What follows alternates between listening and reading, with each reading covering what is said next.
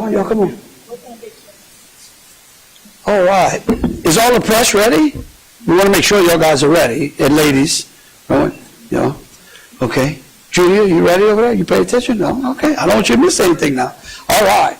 Well, certainly, I want to thank everyone for being here today. I want to recognize the legislative leadership and the Treasurer, State Treasurer John Fleming's here with us, who's a veteran as well, served in the Air Force, Navy.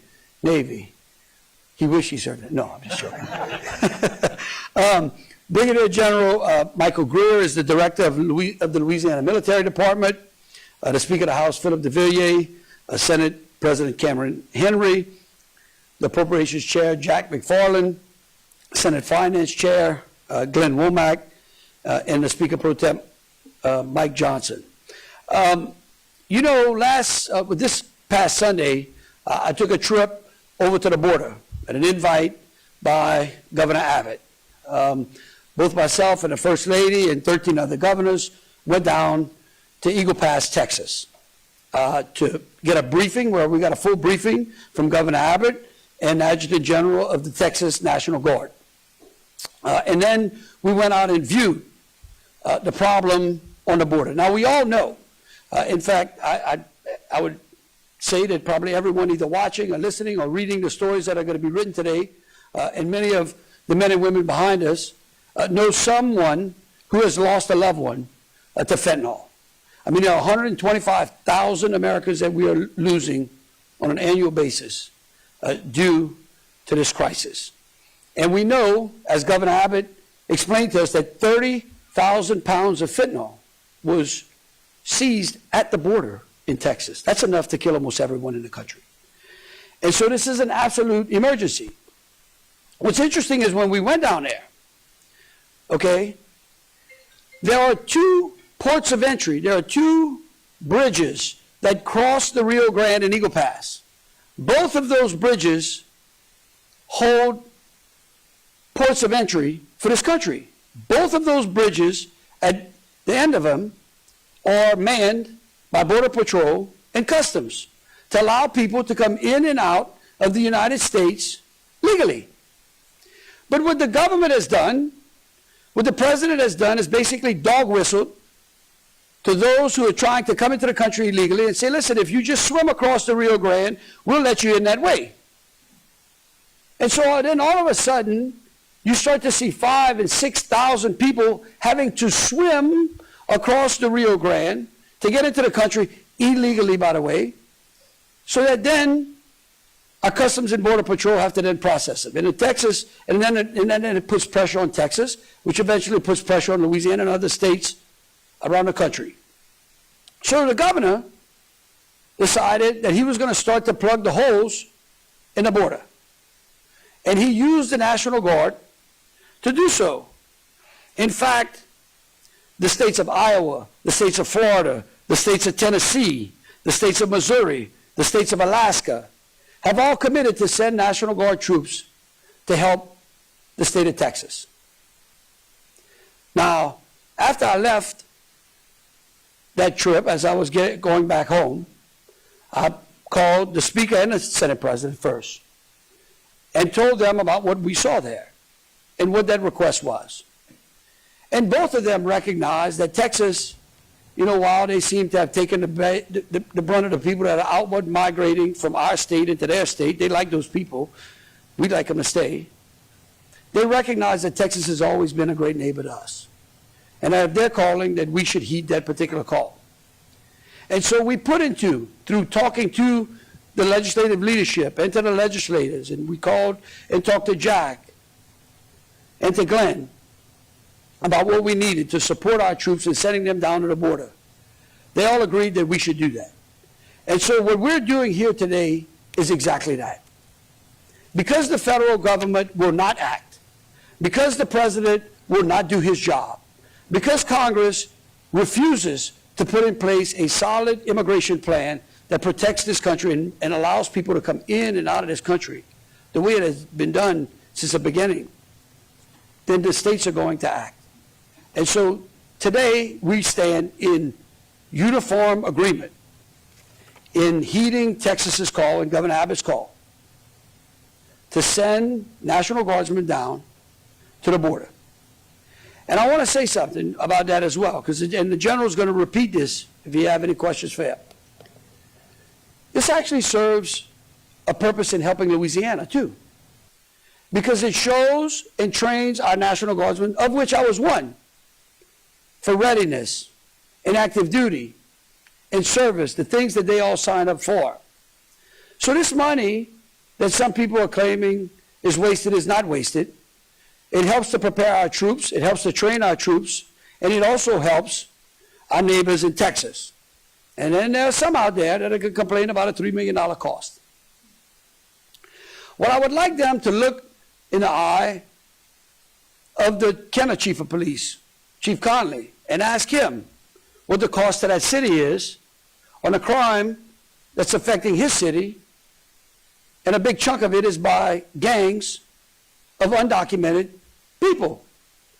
Or why don't you look into the eyes of the mother, or the father, or the uncle, or the grandfather who has lost someone to fentanyl that we can directly trace to a border that is wide open, that is letting the cartel do as they please into this country. And so really, I tell you, this is one of the most proudest days I can even ever have imagined, to see all these great men and women here who are dedicated to public safety and to the security not only of the state of Louisiana, but of the nation as well. And so with that, I want to thank them personally, and I hope the citizens of the state thank them as well. And then I'd like to open this up to any questions that y'all may have. Yes, ma'am. What sort of duties will National Guard troops be authorized to undertake at the border? I'm going to let the general answer that.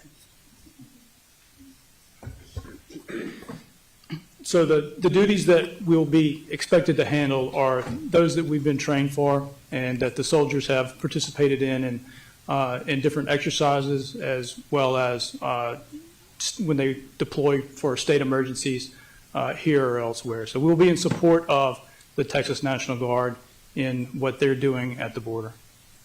Are troops permitted to detain migrants? So our troops will not be doing any detention. If they encounter illegal border crossers, they will refer those to local law enforcement who have the responsibility to make those arrests or do whatever it is under Texas law. Yes, sir. Did Governor Abbott ask for any specific type of personnel, such as communications specialists or engineering specialists? No, he didn't ask me for anything specific. We left it up. Look, one of those, General Freeloop, our new adjutant general, actually traveled to the border with me. I think y'all saw him in some of those pictures.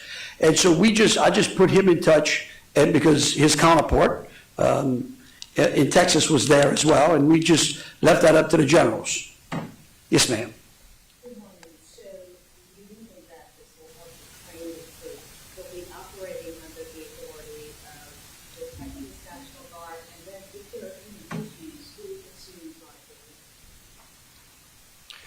So for the first part, anytime that we plan this type of operation, that we mobilize soldiers, that they conduct training in order to make movement to Texas, those types of training events build readiness and capability in our National Guard in order to respond to state emergencies like they always have been. So it's a very good training event for us that we benefit greatly from. The second part to that is that they will be operating in Texas under the authorities of the Texas National Guard and doing missions as assigned through the Texas National Guard. So Texas will assume responsibility for any liability? They will be doing their missions with the Texas Guard, and anything that extends to the Texas National Guard would also extend to our soldiers as well. Yes, ma'am. When specifically will the troops deploy, and how long will he be there? Well, again, look, here's what I will tell you.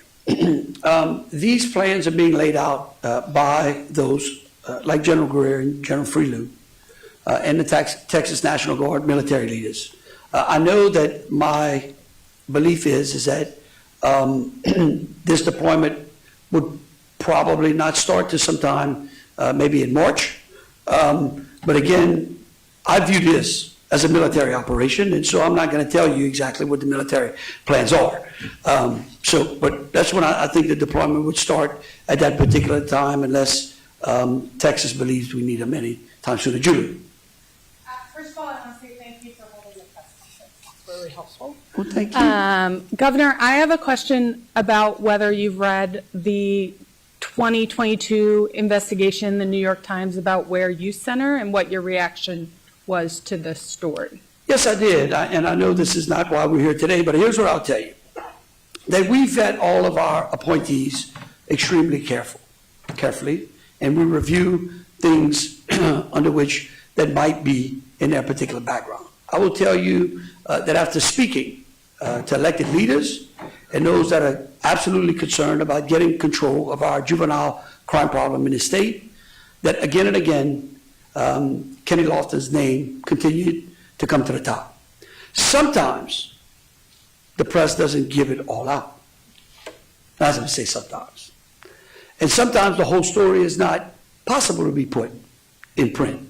But I will tell you that again, that if y'all give this gentleman an opportunity, I think that, again, after talking to the legislative leadership, not the legislative leadership, to the elected officials in that area, the senators and representatives, he came highly recommended by many senators. Again, his name continued to go to the top, and I have complete confidence that he is going to help us in that. We have time for Yes. 2 more questions. Okay, we're going to get... Aside from legislative approval of that $3 million cost, what other procedural or legislative steps would this plan need to get through to become reality? We're looking at all of our options to make sure that this mission is able to begin smoothly and end smoothly. Whether or not that includes any executive orders or not, we will be addressing those and writing those up as possible. Whatever the general needs. Let me make sure. Look, as a former soldier, the one thing I know is that the last thing that I want to do as an elected official is get in the way of what generals need. Because general officers care deeply about their soldiers, and they care deeply about completing the mission. And so my commitment to them and to the National Guard is that I will always heed the advice and the direction that they give us and they ask us for, while always communicating that back to the legislature as well. Okay, so one more. I can't see the light. Who's that back? This is Shannon. Sir, how many guardsmen are you sending? And if any border security legislation in Congress is passed anytime soon, would that influence you to bring them back sooner? Wait, could you repeat that again? How many guardsmen are you sending? And if there's any legislation passed in Congress being worked on, would that have you bring them back sooner? Well, here's what I think. Again, I'm not gonna give particulars to a military mission. If the military and the National Guard wants to give that, then their POA can do that as well and give that to y'all. Here's what I tell you about Congress. This is the most amazing thing. I leave the border, and I can't remember if it was that afternoon or next morning, I get this alert that the Senate has reached a got a border bill, great agreement, bipartisan agreement. So now I look through the details of it. And I got to call Sharon. I said, Sharon, could you go get me an atlas, make sure it's a very up-to-date atlas? Because according to this border bill, 50% or more of the funding is going to Ukraine. I don't know. Is the Ukraine on the border? I don't understand. That's supposed to be our border bill. Okay? This is the dysfunction. We are standing here today because the federal government refuses to act, because the president refuses to do his job. Now look, we wouldn't be here today. 4 years ago, President Trump had that border sealed, or was working to seal that border. I can promise you, if he was the president and Governor Abbott would have called him, he'd have made necessary the funds to go out there and seal the holes in that border. But what you hear is that, oh, there's a humanitarian crisis going on in all other places around the globe. But yet no one wants to talk about the humanitarian crisis in this country. No one wants to talk about the amount of deadly drugs, human trafficking, the women and children that they are trafficking through an open border. Like, that seems to miss the media here, in the national media. We want to go out and talk about all of the other problems in everybody else's country, and then we want to spend billions of dollars everywhere else when we can spend just a half a fraction of that to seal our border and to get some order into our immigration process into this country. And so that's what I would say. But look, again, I really thank you. And again, I want to thank the legislators that are here today. I want to thank the legislative leadership. I think that this shows that we can absolutely govern and protect our citizens and our state and our country. And so again, I thank you for your time. That was Governor Jeff Landry addressing the state as he's planning to send Louisiana National Guard troops to the U.S.-Mexico border in Texas. He says he was fully briefed by Governor Abbott in Texas. He said one of the main things was that this is an emergency at the border. He says 30,000 pounds of fentanyl came through this country at the border, enough to kill almost everyone in the country. He named some other states that are also in talks of sending troops down there: Iowa, Florida, Tennessee, Missouri, Alaska. He says, as we've been reporting for you, that Texas has always been a great neighbor to us, and now we want to return the favor. One of the big things: how much is this going to cost, and what will the troops be doing? He reaffirmed that $3 million was about the number. Said that they're going to be under the Texas National Guard. They will not be doing detentions. They would have to refer people to Border Patrol and to the Texas National Guard. But still, it seems like there's a lot of questions, including on when. And I put a big star right here. He said not until possibly in March. Yeah, he didn't give many particulars about it, how many guardsmen were actually going, and what specifically they'll be doing, because he said he views this as a military operation. He didn't want to give you all the particulars because it's like we're going to war. We are conducting a military operation. He left that in the hands of Brigadier General Thomas Freelou, who's now the head of the National Guard, but had some very strong words for President Biden, saying the president was not doing his job, called Congress dysfunctional, and said that if President Trump would have been in charge, it would be a whole different story down there. So a lot of political wrangling as well, not only sending the National Guard, but sending a strong message across the bow of the president and Congress. That's right, and to the other side of the aisle, of course. So still lots of questions on when, how many troops, how much money is this going to cost, and how long would they be there? And of course, that's another big question, especially for Louisianians who, have we learned in prior reporting here at WBRZ, some of them have jobs, wondering how they're going to, what will that $3 million go for to paying them? So still lots of questions, still unanswered questions, but it does sound like the governor is very intent on sending Louisiana National Guard troops to the U.S.-Mexico border. And he said he's got the support of the Louisiana House and Senate. He spoke with the new House Speaker, Philip de Villiers, and Cameron Henry, who's the president of the Louisiana Senate, has got their backing before making these plans to send the guardsmen. But he said it's not only a military operation to Texas, but it's also going to keep the guardsmen better prepared for the things they do here in Louisiana. And we know they do a lot here, from hurricanes to floods and all the many catastrophes and weather-related events that we experience here from time to time. But the Brigadier General did make clear that it will not be under his command. They would be under the command of the Texas National Guard, and that any mission operations, any details of what exactly they'd be doing, that they would have to get that from the Texas National Guard. So we're still working to get more information. Of course, we do have a crew there at the Capitol today, and we should be getting some more answers. Hopefully we'll get some more answers on exactly how this all times out, how much it'll cost, and how many Louisianians will be at the U.S.-Mexico border. But the main headline, Louisiana National Guardsmen headed to Texas to help with the crisis on the border. We're going to have a full breakdown at noon and our other newscasts. For more information, you can also visit our website, WBRZ.com. You can keep up to date with us on our WBRZ app. For Brandy B. Harris, I'm John Panstrek. Thanks for watching. We'll see you at noon. We now join our regular programming already in progress.